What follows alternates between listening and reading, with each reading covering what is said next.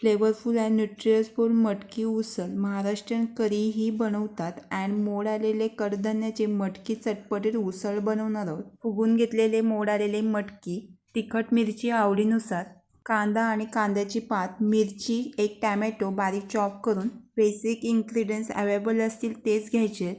हाईटने तेल गरम करून राई, जिरा, कढीपत्ता, चॉप केलेली मिरची, चॉप केलेला अनियन सॉते करून, एक टॅमॅटो चॉप केलेला, कांद्याची पात जर उसळमध्ये असेल ना तर टेस्ट छान येते।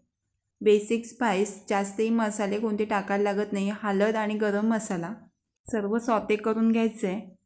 फुगवलेली मटकी स्प्राउट मिक्स करून, मटकी शिजायला जास्तही वेळ लागत नाही, 8 ते 10 मिनिटांमध्ये शिजून निघते। 2 ते 3 मिनिटे सॉते करून सर्व मिक्स करून, सुका खोबरा ग्राइंड करून नाहीतर ओला खोबरा स्प्रिंकल करून, कोणतीही भाजी मीडियम फ्लेमने सॉते करून घ्याल तेवढी टेस्ट भाजीची वाढते।